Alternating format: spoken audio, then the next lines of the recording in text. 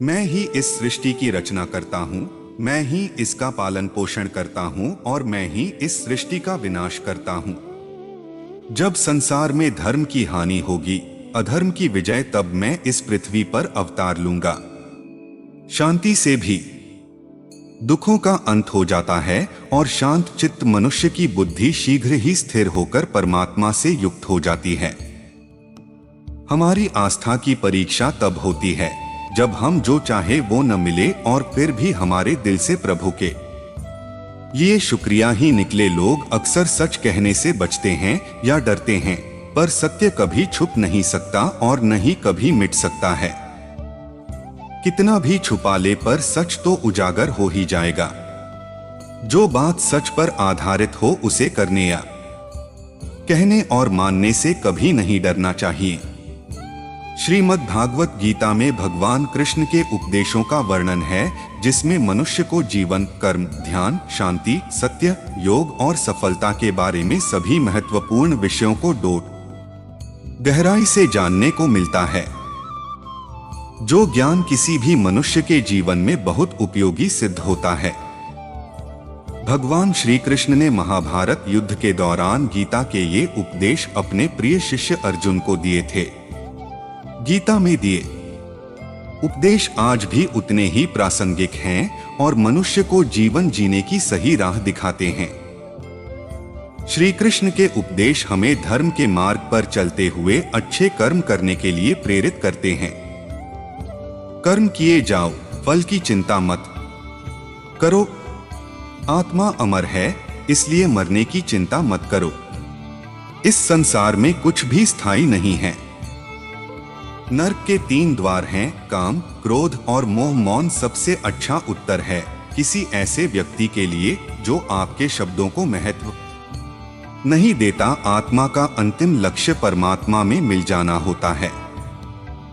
धर्म केवल कर्म से होता है, कर्म के बिना धर्म की कोई परिभाषा ही नहीं है। अहंकार करने पर इंसान की प्रतिष्ठा, वंश, वैभव तीनों ही समाप्त हो जाते हैं।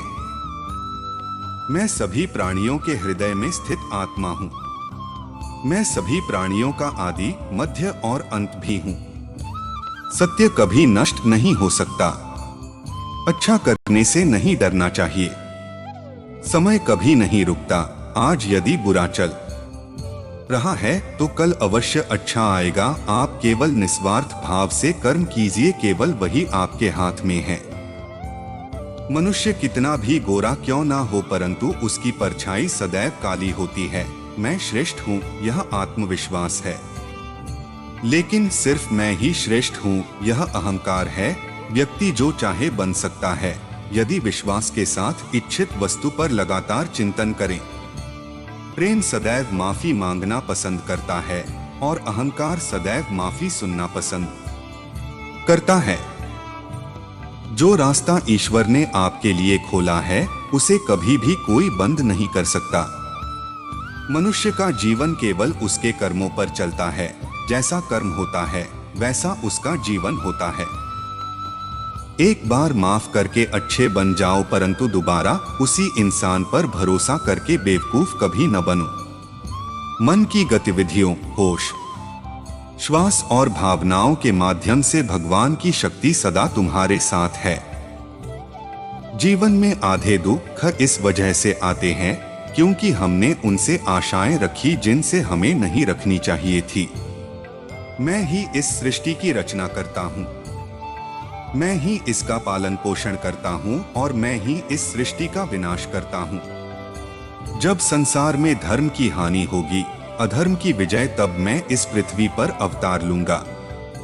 शांति से भी दुखों का अंत हो जाता है और शांत चित्त मनुष्य की बुद्धि शीघ्र ही स्थिर होकर परमात्मा से युक्त हो जाती है। हमारी आस्था की परीक्षा तब होती है जब हम जो चाहे वो न मिले और फिर भी हमारे दिल से प्रभु के लिए शुक्रिया ही निकले। लोग अक्सर सच कहने से बचते हैं या डरते हैं, पर सत्य कभी छुप नहीं सकता और न ही कभी मिट सकता है। कितना भी छुपा ले पर सच तो उजागर हो ही जाएगा। इच्छा पूरी नहीं होती तो क्रोध बढ़ता है और इच्छा पूरी होती है तो लोभ बढ़ता है। इसलिए जीवन की हर स्थिति में धैर्य बनाए रखना। धर्म केवल रास्ता दिखाता है, लेकिन मंजिल तक तो कर्म ही पहुंचाता है। वह जो सभी इच्छाएं त्याग देता है, मैं और मेरा की लालसा तथा भावना से मुक्त हो जाता है, उसे शांति प्राप्त होती है। श्री कृष्ण ने कहा है, अगर तुम्हें किसी ने दुखी किया है तो बुरा मत मानना। लोग उसी पेड़ पर पत्थर मारते हैं जिस पेड़ पर ज्यादा मीठे फल होते हैं। स्वार्थ से रिश्ते बनाने की कितनी भी कोशिश करें, वो कभी नहीं बनते हैं। और प्रेम से बने रिश्तों को कितना भी तोड़ने की कोशिश करें, वो कभी नहीं टूटते।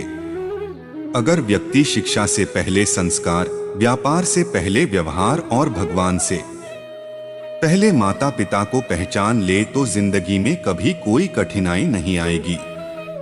जिस मनुष्य ने जवानी में बहुत पाप किए हैं, उसे बुढ़ापे में नींद नहीं आती। श्री कृष्ण कहते हैं कि मनुष्य को अपने मन को बार बार समझाना चाहिए कि ईश्वर के सिवा उसका कोई नहीं है।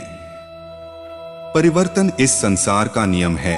कल जो किसी और का था, आज वो तुम्हारा है एवं कल वो किसी और का होगा। विषयों का चिंतन करने से विषयों की आसक्ति होती है। आसक्ति से इच्छा उत्पन्न होती है और इच्छा से क्रोध होता है। क्रोध से सम्मोहन और अविवेक उत्पन्न होता है। जो कुछ हुआ अच्छे के लिए हुआ, जो हो रहा है अच्छे के लिए हो रहा है, जो होगा वह भी अच्छे के लिए ही होगा। मेरे लिए न कोई घृणित है और न ही कोई प्रिय, न कोई निर्धन है और न ही कोई धनी। बस जो भक्ति भाव के साथ मुझे याद करते हैं, मैं उनका हूँ और वो मेरे। आप वही हैं जिसमें आप विश्वास करते हैं, आप वह बन जाते हैं जो आप मानते हैं कि आप बन सकते हैं। अगर तुम अपना कल्याण करना चाहते हो तो सभी तरह के उपदेशों, सभी धर्मों को छोड़कर मेरी शरण में आ जाओ, मैं तुम्हें मुक्ति प्रदान करूंगा। जिस इंसान के चारों तरफ नकारात्मक लोग रहते हैं, उस इंसान का मंजिल से भटक जाना तय है। जिंदगी में सब कुछ खत्म होना जैसा कुछ भी नहीं होता। हमेशा एक नई शुरुआत हमारा इंतजार कर रही होती है।